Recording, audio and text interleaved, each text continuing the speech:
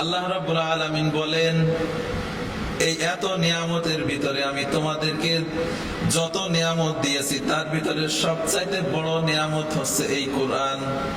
আল্লাহ রাব্বুল আলামিন বলেন, কুল বিফাদলিল্লাহি ওয়া বিরহমাতিহি ফাবিযালিকা ফালইফরাহু হুয়া খায়রুম মিম্মা ইয়াজমাউন। সূরা ইউনূসের ৫৮ নম্বর আয়াতে আল্লাহ রাব্বুল আলামিন বলেন, হে নবী, আপনি আমার বান্দাদেরকে বলে দেন, আমি তাদেরকে এই পৃথিবীতে যত নিয়ামত দিয়েছি তার ভিতরে ১ নম্বর নিয়ামত হচ্ছে এই কোরআন। তাহলে আল্লাহ রাব্বুল আলামিন আমাদেরকে পথ দেখানোর জন্য যে কোরআন দিলেন, দয়া করে সেই আল্লাহ রাব্বুল আলামিনের দরবারে দিল থেকে একটু শুকরিয়া জ্ঞাপন করি, বলি আলহামদুলিল্লাহ। আলহামদুলিল্লাহ বললে কি গুনাহ হয় নাই নাকি? বললেন না যে? আল্লাহ রাব্বুল আলামিন বলেন, লা ইন শাকারতুম লা আযীদান্নাকুম ওয়া লা ইন কাফারতুম ইন্না আযাবি লাশাদীদ। আল্লাহ রাব্বুল আলামিন বলেন, হে আমার বান্দারা, তোমরা যদি আমার নিয়ামতের শুকরিয়া করো তাহলে আমি তোমাদেরকে নিয়ামত আরো বাড়িয়ে দিব, আর যদি আমার নিয়ামতের শুকরিয়া না করো, অস্বীকার করো, তাহলে জেনে রেখো অবশ্যই আমার শাস্তি অত্যন্ত কঠিন। তাহলে আল্লাহ রাব্বুল আলামিনের শুকরিয়া আমাদের করা লাগবে। আল্লাহর শুকরিয়া করা লাগবে না? আর একবার বলি আলহামদুলিল্লাহ। শুকরিয়া আদায় করে শেষ করতে পারবেন না। আল্লাহ পাক যে আমাদেরকে মুসলমান বানাইছেন, যদি আমাদেরকে হিন্দু, বৌদ্ধ বা অন্য কোন ধর্মে দিতেন, মনে হয় সম্ভবত না ইসলামের মতো এরকম নিয়ামতের ভিতরে আসার এরকম সুযোগ হয়তো হতো না। মুসলমান হয়ে তাই ইসলামের হুকুম আহকাম মানি না। দুরুদ এবং সালাম আমাদের নেতার প্রতি, যাকে আল্লাহ রাব্বুল আলামিন সমস্ত বিশ্ববাসীর জন্য নেতা করে পাঠিয়েছেন। সংক্ষেপে তার উপরে দুরুদ পড়ি, বলি সাল্লাল্লাহু আলাইহি ওয়াসাল্লাম। আমাদের প্রভু এক, এক নবীর উম্মত, জীবন বিধান এক, ঐশী বাণী কোরআন। আমাদের প্রভু এক, এক নবীর উম্মত, জীবন বিধান এক, ঐশী বাণী কোরআন। তবে কেন এক নও হে মুসলমান, এক হও করিয়া আহ্বান। আমাদের প্রভু এক, এক নবীর উম্মত, জীবন বিধান এক, ঐশী বাণী কোরআন। আলহামদুলিল্লাহ। আমি আপনাদের সামনে পবিত্র কোরআনের সূরাতুল বাকারার ৪৫ নম্বর না ৬৫ নম্বর আয়াত তেলাওয়াত করেছি। আল্লাহ রাব্বুল আলামিন যদি তৌফিক দান করেন তো এই আয়াত সহ আরো কয়েকটা আয়াত নিয়ে কথা বলার চেষ্টা করব। ওমা তাওফীকি ইল্লা বিল্লাহ, সুবহানাকা লা ইলমা লানা ইল্লা মা আল্লামতানা আলাইহি তাওয়াক্কালতু ওয়া ইলাইহি উনীব। আল্লাহ রাব্বুল আলামিন সূরাতুল বাকারার ৬৩ নম্বর আয়াতে বলেন, আল্লাহ রাব্বুল আলামিন বলেন, ওয়া ইয আখাযনা মিসাকাকুম ওয়া রাফা'না ফাওকাকুমুত তুর খুযু মা আতাইনাকুম বিকুওয়াতিন ওয়াযকুরু মা ফীহি লাআল্লাকুম তাত্তাকুন। আল্লাহ রাব্বুল আলামিন বলেন, ইহুদি জাতিরা খুব তেড়া জাতি ছিল। আল্লাহ রাব্বুল আলামিনের হুকুম আহকাম যখন মানার কথা বলা হতো, তারা বিভিন্ন রকম অজুহাত পেশ করত। এই আয়াতে তারা আল্লাহ রাব্বুল আলামিনকে দেখার দাবি করলো। তারা বলল, হে আমাদের নবী মুসা, আমরা আপনার কথা মেনে নেব যদি আপনি আমাদেরকে আল্লাহ রাব্বুল আলামিনের সাথে দেখা করাতে পারেন। এই তাদের কথার পরিপ্রেক্ষিতে আল্লাহ রাব্বুল আলামিন এই আয়াত নাযিল করে বললেন, ওয়াইদ আখাযনা মিসাকাকুম ওয়া রাফা'না ফাওকাকুমুত তুর। আল্লাহ রাব্বুল আলামিন বলেন, আর স্মরণ করো ওই সময়ের কথা যখন তোমাদের উপরে আমি তুর পাহাড়কে উঁচু করে ধরেছিলাম। তাদেরকে বলা হয়েছিল যে এই তুর পাহাড় তোদের উপরে ফেলে তোদেরকে চাপা দেওয়া হবে যদি তোরা আল্লাহর হুকুম মেনে না নিস। তারা ওই ভয়ে ভয়ে আল্লাহর হুকুম মেনে নিল। এরপরে আরেকটা ঘটনা আল্লাহ রাব্বুল আলামিন বলেন, ওয়ালাকাদ আলিমতুমুল্লাযীনা আ'তাদাউ মিনকুম ফিস সাবতি ফাকুলনা লাহুম কুনু কিরাদাতান খাসিইন। আল্লাহ রাব্বুল আলামিন এই জায়গায় হযরত দাউদ আলাইহিস সালামের সময়ের একটা ঘটনা উল্লেখ করেছেন। হযরত দাউদ আলাইহিস সালাম এই পৃথিবীতে আল্লাহ রাব্বুল আলামিন যত মানুষ পাঠিয়েছেন তার ভিতরে দ্বিতীয় নাম্বার সুর ছিল দাউদ আলাইহিস সালামের। আল্লাহ রাব্বুল আলামিন এই পৃথিবীতে যত মানুষ পাঠিয়েছেন তার ভিতরে এক নাম্বার সুর ছিল আমাদের নবী মুহাম্মদ সাল্লাল্লাহু আলাইহি ওয়াসাল্লামের। এই জন্যই তো হাদিসের ভিতরে পাওয়া যায় বিশ্বনবী যখন রাতের বেলায় কোরআন তেলাওয়াত করতেন তখন কাফেররা তার ঘরের চারপাশ দিয়ে কোরআন তিলাওয়াত শুনতো। আর দ্বিতীয় নম্বরে আল্লাহ রাব্বুল আলামিন এই দাউদ আলাইহিস সালামকে সুর দিয়েছিলেন। জান্নাতের ভিতরে আল্লাহ রাব্বুল আলামিন জান্নাতীদেরকে নিয়ে একটা কনফারেন্সের আয়োজন করবেন। এই কনফারেন্সের ভিতরে এই অনুষ্ঠানের প্রথমে আল্লাহ রাব্বুল আলামিন উদ্বোধনী তেলাওয়াত দিবেন হযরত দাউদ আলাইহিস সালামকে। হযরত দাউদ আলাইহিস সালাম তিনি সূরা তাহা তিলাওয়াত করে অনুষ্ঠান উদ্বোধন করবেন। এরপরে আল্লাহ রাব্বুল আলামিন বিশ্বনবী সাল্লাল্লাহু আলাইহি ওয়াসাল্লামকে সূরা আর রহমান তেলাওয়াত করার কথা বলবেন।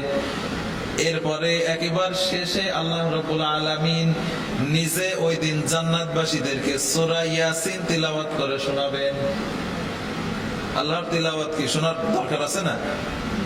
এজন্য একটু ভালো কাজও করার দরকার আছে, অন্তত জান্নাত পর্যন্ত যাওয়া লাগবে। হযরত দাউদ আলাইহিস সালাম তিনি নদীর পাড়ে তার ইবাদতখানায় বসে তিনি ইবাদত করতেন। ওই জায়গায় তিনি তার জাবুর শরীফ পড়তেন।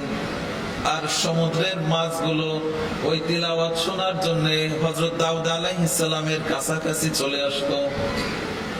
ইহুদিরা কি করত? ওই মাছগুলোকে তারা ধরে ধরে নিয়ে আসতো।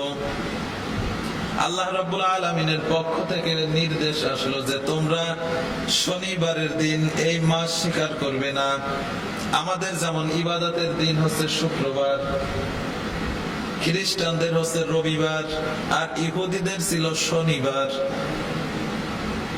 এই দিনে আল্লাহ রাব্বুল আলামিন ইহুদিদের জন্য পবিত্র দিন ঘোষণা করেছিলেন শনিবার। এই শনিবারে তারা ইবাদত বন্দেগী করত সাপ্তাহিক। হযরত দাউদ আলাইহিস সালাম তিনি শনিবারে ওই ইবাদতখানায় বসে তেলাওয়াত করতেন। আর মাছগুলো তেলাওয়াত শোনার জন্য হযরত দাউদ আলাইহিস সালামের কাছাকাছি চলে আসতো। ইহুদিরা ওই মাছ ধরতো। এই জন্য আল্লাহ রাব্বুল আলামিন ওদেরকে নিষেধ করে দিলেন যে তোমরা শনিবারে মাছ ধরবা না। শনিবারে মাছ ধরার নিষেধ মানে আল্লাহ রাব্বুল আলামিন ওদেরকে মাছ ধরতেই নিষেধ করেছেন। কিন্তু ওরা কি করত? শনিবারে মাছগুলো আটকে রাখতো আর ওই মাছগুলো অন্য অন্য দিন ওরা ধরতো। এই জন্য আল্লাহ রাব্বুল আলামিন তাদের উপরে অখুশি হয়ে বললেন, ফাকুলনা লাহুম কুনু কিরাদাতান খাসিইন। আল্লাহ রাব্বুল আলামিন তাদেরকে অভিশাপ দিলেন আর তারা বানরে পরিণত হয়ে গেল। এই জায়গায় তিনটা গ্রুপ হয়েছিল। একদল সরাসরি মাছ মারত, আর একদল সরাসরি মাছ মারাটা নিষেধ করত, আর একদল তারা নিষেধও করতো না, মারতেও বলতো না। আল্লাহ রাব্বুল আলামিন যে দল চুপচাপ থাকতো আর যে দল মাছ মারতো, ওই উভয় দলকে আল্লাহ পাক বানর আর শূকর বানিয়ে দিয়েছিলেন। তাহলে এই আয়াত থেকে শিক্ষা নেওয়ার যে বিষয়টা আছে সেটা হচ্ছে, আপনি নিজে অন্যায় করেন না, কিন্তু আপনার সামনে যদি অন্যায় হয়, আপনি যদি ওই অন্যায়ের প্রতিবাদ না করেন, তাহলে আপনিও ওই অন্যায়কারীর মতন সমান অপরাধী, তাই কি না? আপনি অন্যায় করেন না, কথা ঠিক আছে, কিন্তু আপনি অন্যায়টা যদি সমর্থন করেন, তাহলে ওই অন্যায়কারী আর আপনি, এই দুইজনের ভিতরে কোনো পার্থক্য নেই। এরপরে আল্লাহ রাব্বুল আলামিন এই বাকারা সূরাটার বাকারা নাম যে কারণে হয়েছিল সেই ঘটনাটা সুন্দর করে বলতেছেন। আল্লাহ রাব্বুল আলামিন বলেন, وَإِذْ قَالَ مُوسَى لِقَوْمِهِ إِنَّ اللَّهَ يَأْمُرُكُمْ أَن تَذْبَحُوا بَقَرَةً قَالُوا أَتَتَّخِذُنَا هُزُوًا قَالَ أَعُوذُ بِاللَّهِ أَنْ أَكُونَ مِنَ الْجَاهِلِينَ। আল্লাহ রাব্বুল আলামিন এই আয়াত থেকে একটা সুন্দর ঘটনা বলেছেন। বনি ইসরাইলে আকিল নামের একজন ব্যক্তি ছিল। ইহুদিদের ভিতরে একজন লোক ছিল যার নাম ছিল আকিল। তাফসিরের ভিতরে আসছে এই লোকটা অনেক সম্পদশালী ছিল, আর কোন কোন বর্ণনায় আসছে তার একটা মেয়ে ছিল, সুন্দরী মেয়ে ছিল। তার আত্মীয় স্বজন বলতেছিল তার একটা ভাতিজা, তার একটা ভাইপো ছিল তার আত্মীয় স্বজনের ভিতরে। ওই ভাতিজা ওই চাচার সম্পদ দখল করার জন্য আর ওই মেয়েকে বিয়ে করার জন্য ওই চাচাকে হত্যা করে ফেলে। চাচাকে হত্যা করার পরে ওই লাশটা নিয়ে আর এক বাড়ির সামনে রেখে আসে। হত্যা করেছে ও করে ওই লাশটা নিয়ে আর এক বাড়ির সামনে রেখে আসছে। আমাদের সমাজে এরকম হয় না? একজন আর একজন কালারিং করার জন্য অন্যায়টা নিজে করে, কিন্তু এভিডেন্স গুলো রেখে আসে ওই আর একজন যে আছে শত্রু তার বাড়ির সামনে। অপরাধ করে একজনে ধরাই দেয় আর একজন, এরকম আছে না?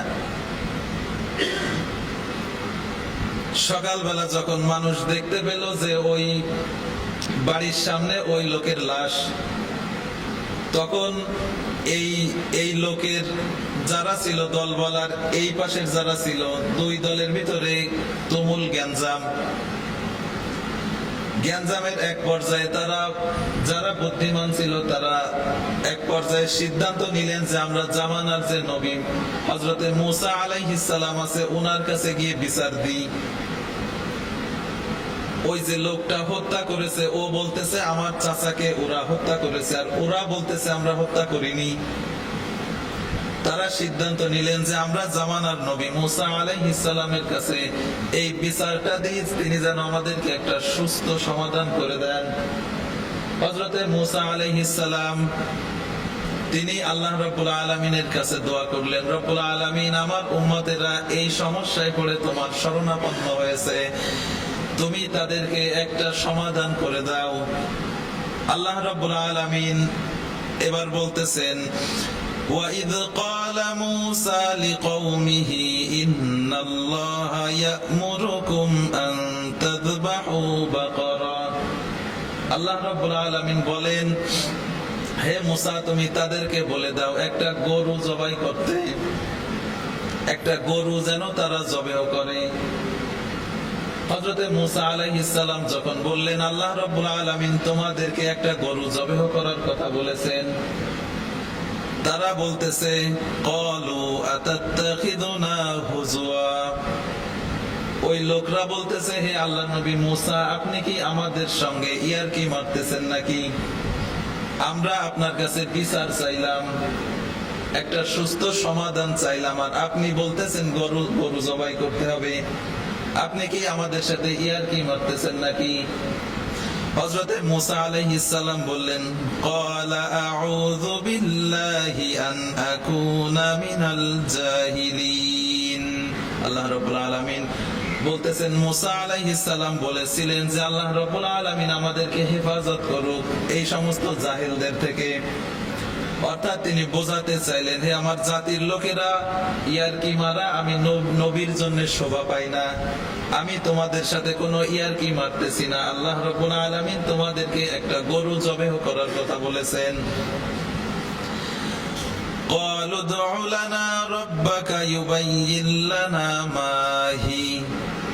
তারা বলল, হে আল্লাহর নবী মুসা, আপনি একটু আল্লাহ রাব্বুল আলামিনের কাছে ক্লিয়ারলি জিজ্ঞাসা করেন যে ওই গরুটা কেমন হবে, গরুটা কেমন হবে, আপনি একটু আল্লাহ রাব্বুল আলামিনের কাছে জিজ্ঞাসা করেন।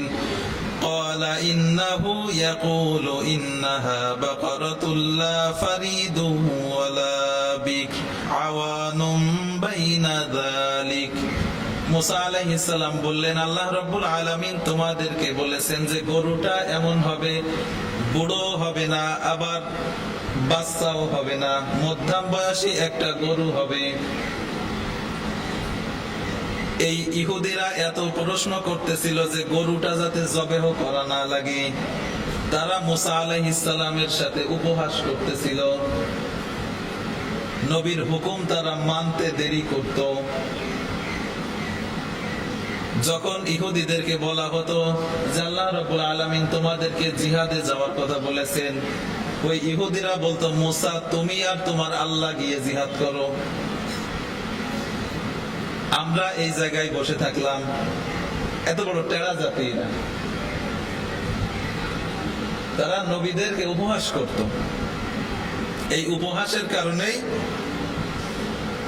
তারা বলতে লাগলো, এই বিভিন্ন প্রশ্ন তারা করতে লাগলো। আর তারা যত প্রশ্ন করতেছে আল্লাহ পাক তত জটিল কঠিন করে দিচ্ছেন। প্রথমে যদি তারা যে কোনো একটা গরু জবাই করে ফেলতো তাহলে হয়ে যাইতো, কিন্তু তারা প্রশ্ন করতেছে, জিনিসটারে আরো কঠিন করে ফেলতেছে। আমাদের সমাজে এরকম লোক আছে যারা প্রশ্ন করে জিনিসটারে কঠিন করে ফেলে। আপনি বোঝাবেন একটা প্রশ্ন করে ও আরো ক্লিয়ার বুঝতে চাই। আল্লাহ রাব্বুল আলামিন তারা যখন বলল যে আপনি আল্লাহ রাব্বুল আলামিনের কাছে একটু জিজ্ঞাসা করেন যে এই গরুটার রং কেমন হবে, এই গরুটা কি সাদা হবে না কালো হবে, সবুজ হবে না পিঙ্ক কালারের হবে, কি হবে? আল্লাহ রাব্বুল আলামিন বললেন, ইন্নাহু ইয়াকুলু ইন্নাহা বাকারাতুন সাফরা। আল্লাহ রাব্বুল আলামিন বললেন, হে মুসা তুমি তাদেরকে বলে দাও তারা যে গরুটা জবেহ করবে গরুটার রং হবে হলুদ। কঠিন হয়ে গেল না? এখন সাদা কালো অন্য কালার আর কাজ হবে না, আল্লাহ বলতেছে হলুদ গরু লাগবে। এখন হলুদ গরু খুঁজা লাগবে। এজন্য যত প্রশ্ন করবে তত কঠিন হয়ে যাবে। এরপরে আল্লাহ রাব্বুল আলামিন বললেন, ফাকিউল লাউনুহা তাসুরুন নাযিরিন।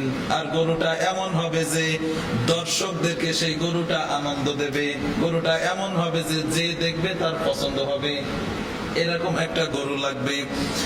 ক্বালু দু'উ লানা রাব্বাকা ইউবাইয়িন লানা মা হি। তারা আবার বলল, আপনি একটু আল্লাহ রাব্বুল আলামিনের কাছে জিজ্ঞাসা করেন যে এই গরুটা কেমন হবে।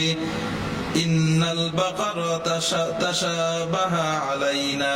এই গরুটা নিয়ে আমরা দ্বিধা দ্বন্দ্বের ভিতরে আছি, এই গরুটা নিয়ে আমরা সন্দেহের ভিতরে আছি যে গরুটা কেমন হবে। এখনো বলতেছে সন্দেহের ভিতরে আছি। ওয়া ইন্না ইনশাআল্লাহু লামুহতাদুন। তারা বলল যদি আল্লাহ রাব্বুল আলামিন ইচ্ছা করেন তাহলে আমরা সঠিক পথ পাবো। তাফসীরের ভিতরে মুফাসসিরগণ বলেন তারা যদি এই ইনশাআল্লাহ না বলতো তাহলে আল্লাহ রাব্বুল আলামিন তাদের জন্য জিনিসটা আরো কঠিন করে দিতেন, কিন্তু তারা ইনশাআল্লাহ বলার কারণে আল্লাহ রাব্বুল আলামিন তাদের জন্য কিছুটা সহজ করে দিলেন। এই ইনশাআল্লাহ বলার অনেক বড় ফজিলত আছে। ভবিষ্যতে কোনো কাজ আপনি করবেন অবশ্যই ইনশাআল্লাহ বলবেন। আপনি যদি ইনশাআল্লাহ বলেন তাহলে ওই কাজটা করার দায়িত্ব আল্লাহ রাব্বুল আলামিন নিয়ে নেন। আমি আগামীকাল কোন দিক যাব, অথবা এখন আমি কোন দিক যাব, কি বলতে হবে? ইনশাআল্লাহ, আমি অমুক জায়গায় যাব ইনশাআল্লাহ, আল্লাহ যদি চান তো। আল্লাহ পাক বলেন যদি কেউ ইনশাআল্লাহ বলে তাহলে তার ওই কাজ করার দায়িত্ব আমি নিয়ে নিই। তাহলে আমরা যে কোনো কাজে ইনশাআল্লাহ বলবো তো? ইনশাআল্লাহ বলা সম্পর্কে একটা ঘটনা আছে, আমি একটু বলি। একটা লোক গরু বিক্রি করতে যাচ্ছে, গরু বিক্রি করতে যাচ্ছে। তো রাস্তায় মানুষের সাথে দেখা হয়েছে, তো বলতেছে ভাই কোন দিক যাচ্ছ? তা বলতেছে গরু বিক্রি করতে যাচ্ছি। তা বলতেছে ওই যে জিজ্ঞাসা করেছে সে বলতেছে গরু বিক্রি করতে যাচ্ছ, ভালো কথা, তা ইনশাআল্লাহ বলতে হয়। তো বলতেছে আমি গরু নিয়ে যাবো, হাটে বেচে নিয়ে আসবো, তো আবার ইনশাআল্লাহ বলতে হবে কি জন্য? ইনশাআল্লাহ বলতে পারবো না। এবার ওই লোকটা ঠিকই গরু নিয়ে গেছে হাটে, বিক্রি করেছে, করার পরে ফিরে আসতেছে। আসার পরে ওই লোকের সাথে দেখা হওয়ার পরে ওই লোক বলতেছে ভাই তুমি না বাজারে গরু নিয়ে গেছো, তোমার সে গরু কই? তা বলতেছে ভাই আপনার সাথে দেখা করলাম ইনশাআল্লাহ, গরু নিয়ে বাজারে গেলাম ইনশাআল্লাহ, বেচলাম ইনশাআল্লাহ, টাকা পকেটে রাখলাম ইনশাআল্লাহ, পকেট কাটে টাকা নিয়ে গেছে ইনশাআল্লাহ, এখন বাড়ি ফিরে আসতেছে ইনশাআল্লাহ। এখন ইনশাআল্লাহ ঠেলাই আর কোনো কথাই বলতে পারতেছে না, কিন্তু ইনশাআল্লাহ যদি আগে বলতো তাহলে হয়তো তার এই বিপদে আর পড়া লাগতো না। এজন্য আমাদেরও ইনশাআল্লাহ কাজ করার আগে বলতে হবে। ওই পকেট চুরি করে নিয়ে যাওয়ার পরে যত ইনশাআল্লাহ বলেন কাজ আর হবে না। আপনি যদি ইনশাআল্লাহ বলেন তাহলে ওই কাজের দায়িত্ব আল্লাহ পাক নিজে নিয়ে নেন, ওই কাজ করার দায়িত্ব আল্লাহ নিয়ে নেন, তাহলে ইনশাআল্লাহ বলা যাবে তো। এরপরে তারা কি বলল? তারা যখন ইনশাআল্লাহ বলল তখন আল্লাহ রাব্বুল আলামিন বললেন ইন্নাহু ইয়াকুলু ইন্নাহা বাকারাতুল লা যালুলুম তুসিরুল আরদ ওয়া লা তাসকিল হারস। আল্লাহ রাব্বুল আলামিন বললেন হে নবী মুসা তুমি তাদেরকে বলে দাও তারা যেন এমন একটা গরু নিয়ে আসে যে গরুটা দিয়ে কোনোদিন কোনো কাজ করানো হয়নি, গরুটা দিয়ে কোনোদিন চাষাবাদের কাজ করানো হয়নি, পানি সেচের কাজ করানো হয়নি, কোন রকম কাজ ওই গরুটা দিয়ে করানো হয়নি। মুসাল্লামাতাল লা শিয়াতা ফি, এই গরুটা যেন একেবারে নিখুঁত হয়, গরুটা তারা যেন নিয়ে আসে এই গরুটা একেবারে নিখুঁত হয়ে যায়। ক্বালুল আনা জিতা বিল হক, এই কথা বলার পরে তারা বলল হে মুসা আপনি এবার আমাদেরকে বোঝাতে পেরেছেন, সত্য বলেছেন, এবার আমরা বুঝতে পেরেছি। তারা চিন্তা করলো যে এরপরে যদি আর প্রশ্ন করি তাহলে এটা আমাদের জন্য আরো কঠিন হয়ে যাবে। তারা এবার ওই গরু খুঁজতে বের হয়ে গেল, কিন্তু আল্লাহ পাক যে কোয়ালিটি দিয়েছেন এই কোয়ালিটির গরু তারা আর খুঁজে পায় না। বহু দূরে যাওয়ার পরে একজন মহিলার কাছে অথবা একটা ছেলের কাছে একটাই মাত্র গরু ছিল, এই গরুটা সে কোনো অবস্থায় বিক্রি করতে রাজি না। এরা ওই একটা গরুর বিনিময়ে 10টা গরু দিতে রাজি, কিন্তু সে ওই একটা গরু বিক্রি করবে না। পরবর্তীতে তারা বলল এই গরুর ওজনে তুমি কি চাও? সে বলল এই গরুর ওজনে আমাকে স্বর্ণ দেওয়া লাগবে। এক পর্যায়ে ওই গরুর ওজনের স্বর্ণ দিয়ে ওই গরুটা তারা কিনে আনলো। যদি তারা প্রথমেই একটা গরু জবাই করে দিত তাহলে তাদেরকে এত দাম দিয়ে গরু কিনা লাগতো না। এরপরে আল্লাহ রাব্বুল আলামিন বলেন ফাকুলনা দ্রিবু বিবাদিহা, আল্লাহ রাব্বুল আলামিন বললেন এইবার এই গরু জবেহ করে এই গরুর একটা অংশ দিয়ে ওই মৃত মানুষের গায়ে আঘাত করো। কাযালিকা ইউহিল্লাহুল মাউতা, আল্লাহ রাব্বুল আলামিন বলেন এইবার ওই মরাটাকে আল্লাহ রাব্বুল আলামিন জীবিত করে দিলেন। ওই যে মরা মানুষটাকে আল্লাহ রাব্বুল আলামিন জীবিত করে দিলেন। দেওয়ার পরে লোকজন জিজ্ঞাসা করলো যে তোমাকে কে হত্যা করেছে? ওই লোকটা বলল আমার ভাতিজাই আমাকে হত্যা করেছে। এই কথা বলে সে লোকটা আবার মৃত্যুবরণ করলো। তাহলে আল্লাহ রাব্বুল আলামিন এই ঘটনার মাধ্যমে কয়েকটা বিষয় আমাদেরকে শিক্ষা দিয়েছেন। তার এক নাম্বার হচ্ছে, অপরাধ যেই করুক না কেন আল্লাহ রাব্বুল আলামিন তাকে শাস্তি দিবেন। দুই নাম্বার হচ্ছে, কোন সময় বেশি বেশি প্রশ্ন করা যাবে না। একটা বিষয়ে বারবার যত আপনি প্রশ্ন করবেন ততই জিনিসটা কঠিন হয়ে যাবে। আল্লাহ রাব্বুল আলামিন এরপরে ওই লোকেরা তাকে, এই লোকটাকে হত্যা করার জন্য তাকে কতল করে ফেললো। আল্লাহ রাব্বুল আলামিন যে বিধান দিয়েছেন, যদি কোনো মানুষকে হত্যা করে তাহলে তার বিধান হচ্ছে তাকেও হত্যা করা লাগবে। যদি তাকে হত্যা করা হয় ইসলামী রাষ্ট্রের ভিত্তিতে তাহলে তার বিচারটা হয়ে যায়। কিন্তু প্রশ্ন হলো, যেই লোকটা হাজার হাজার মানুষ হত্যা করলো, যার নির্দেশে হাজার হাজার মানুষ হত্যা হলো, এরে আপনি কয়বার ফাঁসি দেবেন? সম্ভব একবার আর বেশি ফাঁসি দেওয়া? এই যে শেখ হাসিনার নির্দেশে শুধু এই 24 সালে প্রায় 2000-এর বেশি ছাত্র মারা গেছে। গেলে একজনের নির্দেশে যদি এত মানুষ মারা যায়, ওরে তাহলে ওই 2000 বার ফাঁসি দেওয়া লাগবে। কিন্তু এই বিচার তো দুনিয়ায় করা সম্ভব না। সম্ভব? এই বিচার আল্লাহ পাক করবেন, বারবার তার মৃত্যুর যন্ত্রণা দিবেন।